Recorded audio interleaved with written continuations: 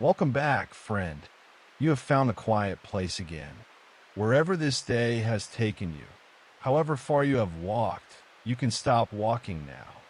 Set everything down. The night will hold it for you. Let the bed carry your weight. Feel the pillow beneath your head, the blanket resting over you. Unclench your jaw. Let your shoulders soften. Take one slow breath in and let it go easy and unhurried like water slipping over smooth stones. Listen, somewhere in the dark there is a stream running, patient water, moving without effort, finding its way. Tonight I want to tell you a story that moves like that stream. A story about a man who ran away, and a bush that burned, and a road through the middle of the sea. This is the story of Moses. Long ago, in the land of Egypt, there lived a people far from home. The children of Israel, the family of Joseph, had grown from 70 souls into a great multitude. And a new king arose over Egypt, who did not remember Joseph, and he feared them and made them slaves. The years of their bondage were long and heavy. Bricks and mortar, mud and straw, from first light to last. And still the people grew. So the king gave a terrible order concerning their newborn sons. And it is here in the darkest hour that our story begins. Because that is where this story always begins. In the dark, just before the turning. A woman of the tribe of Levi bore a son, and saw that he was a fine child, and hid him 3 months.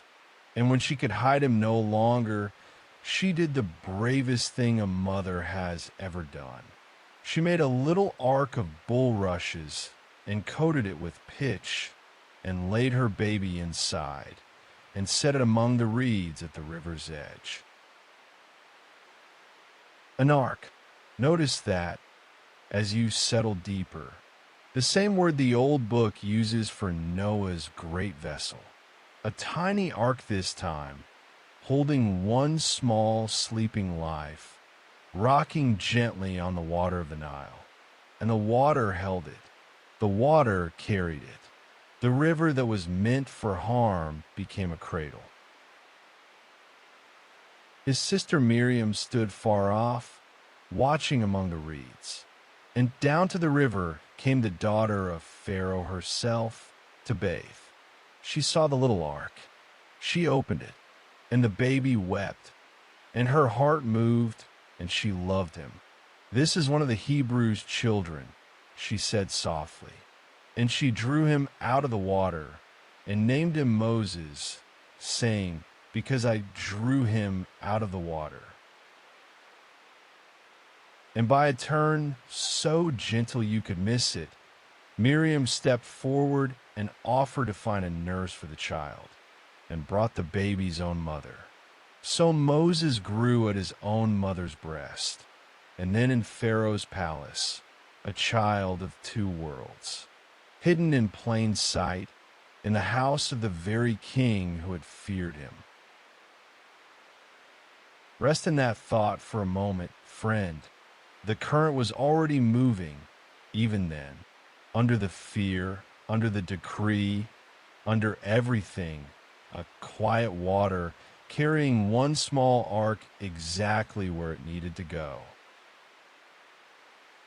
Moses grew into a man of the palace, learned, strong, a prince of Egypt. But his heart knew whose son he was. And one day, when he was grown, he went out to his own people and looked on their burdens. And what he saw there set something burning in him that would never quite go out. He saw an Egyptian beating a Hebrew slave, one of his brothers. And in a rush of anger, Moses struck the Egyptian down and hid him in the sand. And when he learned that the thing was known, that even his own people looked at him now with wary eyes, and Pharaoh sought his life. Moses fled. He left the palace, the power, the name, everything. He ran east into the wilderness of Midian until Egypt was only a smudge of smoke on the horizon behind him. And there, far from everything, the runaway prince sat down by a well. As so many stories in the old book do, by a well where the water is. Shepherds' daughters came to draw water for their father's flock, and rough men drove them away. And Moses stood up and helped them, and watered their sheep. And so he was welcomed into the tents of Jethro, priest of Midian. He married Zipporah, the priest's daughter. He had a son, and he became, of all the things a prince of Egypt could become, a shepherd.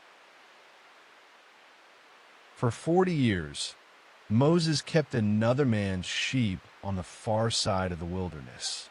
40 years of slow water and quiet stars. The palace faded from his hands.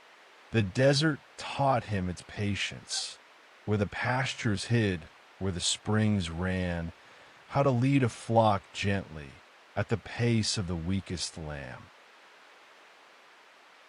He surely thought his story was over. A man of 80, guilty and forgotten, useful only to sheep. If you have ever felt that your best years slipped by, or that your failures ended your story, stay with Moses here in the desert, because heaven counts the years differently. Nothing about those 40 years was wasted. The man who would lead a frightened people through a wilderness was, all that time, learning the wilderness by heart. And then, one ordinary day, on the mountain called Horeb, Moses saw a strange thing. A bush burning with fire and not burning up. The flame wrapped it like light on water, and the leaves stayed green. And Moses said, I will turn aside and see this great sight. And when the Lord saw that he turned aside to see, he called to him out of the midst of the bush, Moses, Moses. And he said, Here am I. Take off your shoes, said the voice, for the place where you stand is holy ground. And then, I am the God of your father, the God of Abraham, of Isaac, and of Jacob. I have surely seen the affliction of my people in Egypt. I have heard their cry. I know their sorrows, and I am come down to deliver them. I have seen, I have heard, I know. Let those 3 small sentences rest on you tonight, friend, wherever you are hurting. Nothing of it is invisible. Nothing of it is unheard. The coming down had already begun. And then the voice said the thing Moses did not expect. Come now, therefore, and I will send you to Pharaoh, that you may bring forth my people out of Egypt. And Moses, 80 years old, a fugitive, a stumbling speaker, said, Who am I, that I should go? And the answer was not a list of Moses' qualifications. The answer was simply this: certainly I will be with you. Not you are enough. Something better, I will be with you. And when Moses asked, Whom shall I say has sent me? The voice gave its name from the unburning fire. I am that I am. Tell them, I am has sent you. Still Moses trembled. I am slow of speech, he pleaded, and slow of tongue. And with the patience of deep water, the answer came. Who made man's mouth? Now therefore go, and I will be with your mouth, and teach you what you shall say. And Aaron your brother is already coming to meet you. he shall be your voice." So Moses took his shepherd's staff, the same worn stick he had carried for 40 years, and turned his face back toward Egypt, an old man, walking west with a staff and a promise. That is all deliverance looked like on the first day. So the two old brothers walked back into Egypt, Moses with his staff, Aaron with his words. Picture the road as it comes down out of the desert hills. The green ribbon of the Nile widening below, the fields, the canals, the white cities shimmering. 40 years since Moses had fled down that road in fear. Now he walked it the other way, slowly, at an old man's pace, with everything different and nothing changed. The bricks were still being made. The people were still crying out. And the answer to their crying was two gray-bearded men with a walking stick. That is worth resting in, friend, before the wonders begin. Heaven's rescues rarely look like rescues at first. They look like ordinary people showing up. If you have been praying for something enormous, do not be surprised if it arrives looking small and dusty and late. So did this one, and it emptied an empire. First, the brothers went not to Pharaoh, but to their own people. They gathered the elders of Israel, and Aaron spoke all the words. And the people heard that the Lord had seen their affliction, and they bowed their heads and worshipped. Before anything changed at all, they worshipped. Hope had come back to Goshen, and hope, even before deliverance, changes how a people breathes. Then Moses and Aaron went in unto Pharaoh into the painted halls, past the guards and the fan bearers, and said the words that would shake the world. Thus saith the Lord God of Israel, let my people go. And Pharaoh, from his high throne, answered with the question the whole story exists to answer. Who is the Lord, that I should obey his voice? I know not the Lord, neither will I let Israel go. And he hardened his heart, and made the burdens heavier that very day.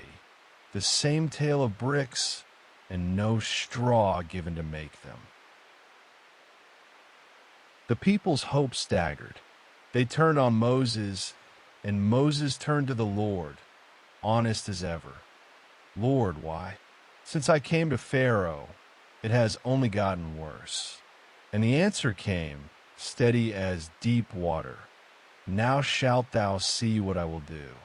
I have heard the groaning of the children of Israel, and I have remembered my covenant. I will take you to me for a people, and I will be to you a God. We will let the hard months in Egypt pass over us gently now, like weather, for this is a story for sleep. Again and again Moses came before the king, and again the king refused, while signs and wonders shook the land, one after another. The great river ran strange and red. The dust stirred. Storms of hail walked across the sky on legs of lightning, and a darkness came that could be felt 3 days deep, while in all the dwellings of Goshen, the old book notes softly, the children of Israel had light. Light in Goshen, through every plague and shaking, the little district where the slaves lived kept its lamps. The frogs, the flies, the hail, the storms of that terrible season broke around Goshen like waves around a rock. And that is the picture to keep, friend, when the world's news grows loud. It is possible to live in a lit house in a dark land. The lamp is not luck. It is love standing guard at your particular door. And then came the last night in Egypt, the night of nights. The people were told to make ready a lamb for every household, and its blood on the doorposts and the lintel, so that the destroyer would pass over every marked door. Passover, it would be called forever after, and they were to eat with their sandals on and their staffs in hand, dressed for a journey they had waited 400 years to take.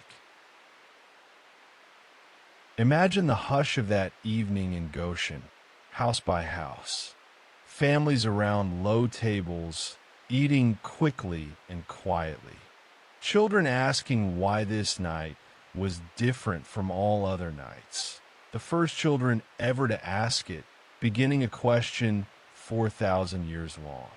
Lamplight on pack bundles, the blood on the door frames, dark in the dusk, and outside, over Egypt, the night coming down like a hell breath. They say no one slept in Goshen that night, and no one needed to. Deliverance was moving through the dark, door by door, reading the sign of the Lamb.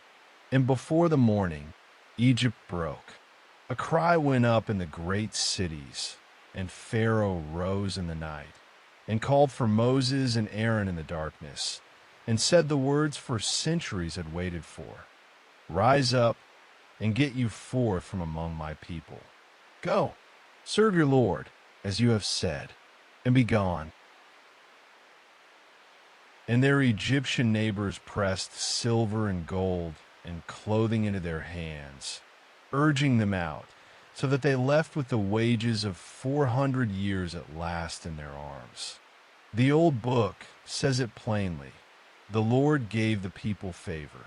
Even the leaving was provided for. And so, after 400 years in Egypt, the people rose up in the night, bread unleavened, sandals on their feet, staffs in their hands, and walked out free. A whole nation on the road in the dark, old men and infants, flocks and herds, the bones of Joseph carried in their midst, as he had asked so long ago.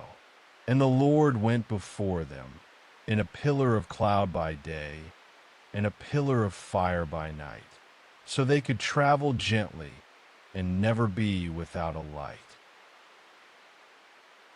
Say that again to yourself, softly, never without a light. Fire by night, the same lamp that led them stands watch over every dark road, including yours, including tonight. But the road turned strange. It bent away from the short way, down to the edge of the sea, until the people found themselves camped with water before them and wilderness around them. And then they heard it, the sound they feared most. Chariots. Pharaoh's heart had turned yet again, and all the horses and chariots of Egypt were thundering after them. The people were terribly afraid, and they cried out, and they turned on Moses. Were there no graves in Egypt that you brought us into the wilderness to die? Fear talks like that. Fear always talks like that. And Moses answered with some of the stillest words in all the old book. Fear not, stand still, and see the salvation of the Lord.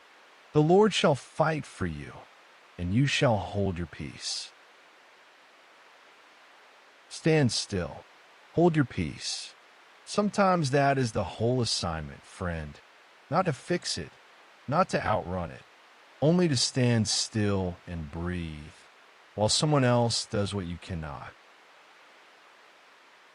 And the pillar of cloud moved and stood behind them, between the camp of Egypt and the camp of Israel, so that the one came not near the other all night. And Moses stretched out his hand over the sea, and all that night a strong east wind moved over the water. All night the wind, hear it as you drift, steady, unhurried, doing its impossible work in the dark. And the waters divided. They rose up like walls on the right hand and on the left, and between them lay a path of dry ground, straight through the middle of the sea. In the deep of the night, the people walked down onto the seabed. Imagine it slowly. Walls of dark water standing on either side, holding, humming. Children carried on shoulders, sheep pressed close, the fire pillars light, shivering gold on the wet walls. Step after step after step, an entire people walking through the one place no road had ever been. And when the last of them came up onto the far shore, and Egypt's chariots ventured after into the midst of the sea, Moses stretched out his hand once more, and the walls let go. The sea came home to its bed, quiet and whole, as if no road had ever been there.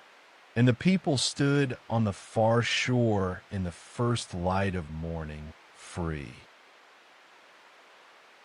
And they sang, all of them, on the sand in the sunrise. Miriam took a timbrel in her hand, and the women went out after her with dancing. I will sing unto the Lord, for he has triumphed gloriously. The horse and his rider he has thrown into the sea. The first free morning in 400 years, and it began with a song. Let your breath grow slower now, as the singing fades down the shore. The story softens from here, from the one great night to the long, gentle years. The hardest part is behind them, and whatever sea you have been facing, let it stand for this one night parted, with a dry path through the middle and morning on the other side. The people walked out into the wilderness, and the wilderness, you remember, was the one country their shepherd knew by heart. 40 years he had learned it with sheep. Now he walked it again, leading a flock of a whole nation at the pace of the weakest lamb. And the wilderness became a place of daily miracles, small as breakfast. Each morning, with the dew, bread lay on the ground like frost, manna, light and sweet, enough for the day. Only for the day. Tomorrow's bread would come tomorrow. 60 years of mornings, and it never once failed. That is the rhythm this story wants to teach your body tonight. Enough for today. Tomorrow's bread comes tomorrow. You do not have to carry next week to sleep tonight. Manna does not keep overnight, and worry keeps even worse. When they thirsted, water came from the rock. When they wandered, the cloud led by day and the fire by night. When the cloud rested, they rested. When it lifted, they walked. No one set an alarm. No one planned the route. They moved at the pace of the presence, and the pace was always kind. And Moses climbed the mountain into the cloud and was given words for the people, words to keep them free now that no one owned them. Rest on the seventh day. Honor your father and mother. Do not take what is not yours. And through all the long years, the man who had said, "Who am I?" spoke with the Lord, the old book says, as a man speaks to his friend. There were hard seasons too, grumbling and failures and long detours. The old book hides none of it, and its honesty is a kindness because it means this story was never about perfect people. It was about a faithful presence, patient as water, that did not once leave them in 40 years of wandering. And Moses grew old, very old, with his eye undimmed. And when his long walk was nearly done, he stood on Mount Nebo above the plains, And the Lord showed him the promised land, green in the distance on the far side of the river. The land his whole life had bent toward. He saw it in the evening light, the way you see a lit window from the road. And there, on the mountain, with his work complete and his people safe at the border of home, the old shepherd lay down. And the account says something said of no one else. The Lord buried him in a valley in Moab, and no man knows his grave to this day.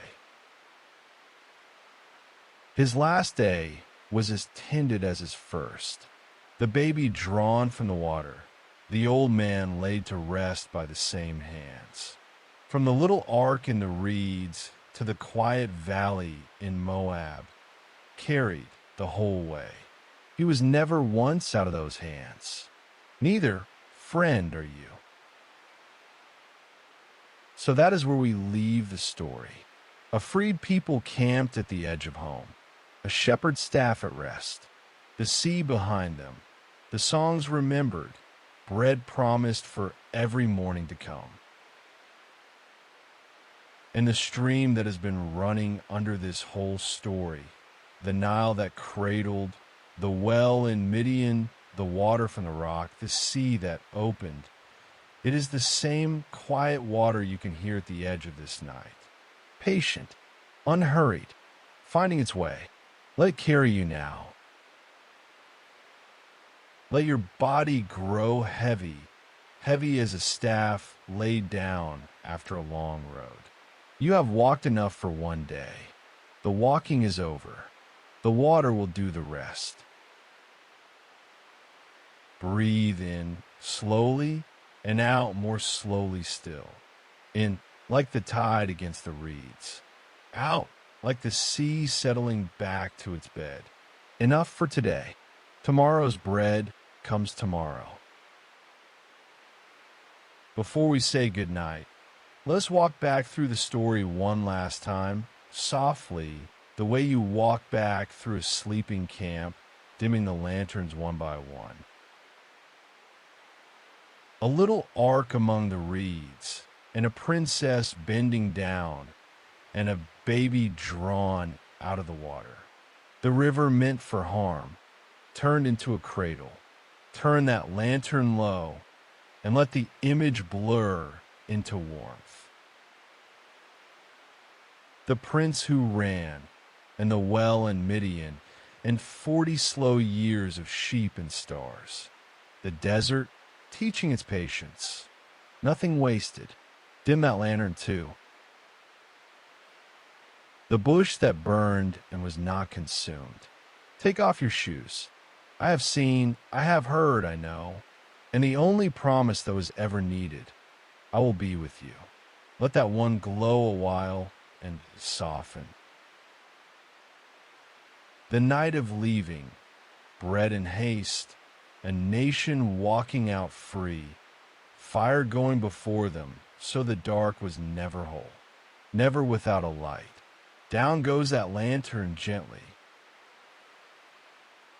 The sea, the wind all night, the walls of water and the dry path, and the singing on the far shore in the sunrise.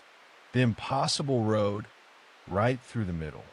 Let that lantern fade like the last echo of Miriam's timbrel. The wilderness years, manna with the morning dew, water from the rock, the cloud that set the pace. Enough for today. Tomorrow's bread comes tomorrow. Dim it slowly, like evening settling on the camp. And the mountain at the end, and the green land in the distance, and the old shepherd laid to rest by the kindest of hands, carried from the water's edge to the valley, the whole way home. Leave that lantern burning very low all night. It is the night light of this whole story. There, the camp of the story is dark and quiet now. The flocks are folded. The fires are embers. The pillar of fire stands watch at the edge of the camp, and no chariot in the world can pass it. And you, friend, in your own bed, on your own long road, you are inside the same watch. The eye that followed one basket down a river does not lose track of anyone. Not then, not tonight, not you. Your breathing is slow now, like still water. Let's stay slow. There is nothing to outrun and nothing to fix. The sea of this day has closed behind you, and it cannot follow you here.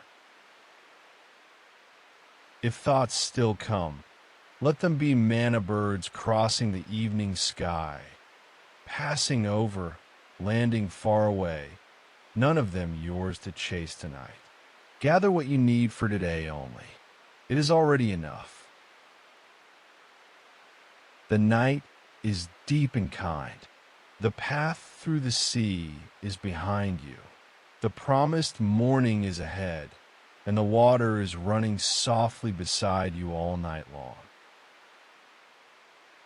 Sleep now, friend, like a baby in a little ark, rocked by a river that means you no harm, like a shepherd under desert stars, like a whole people free at last, asleep by the sea.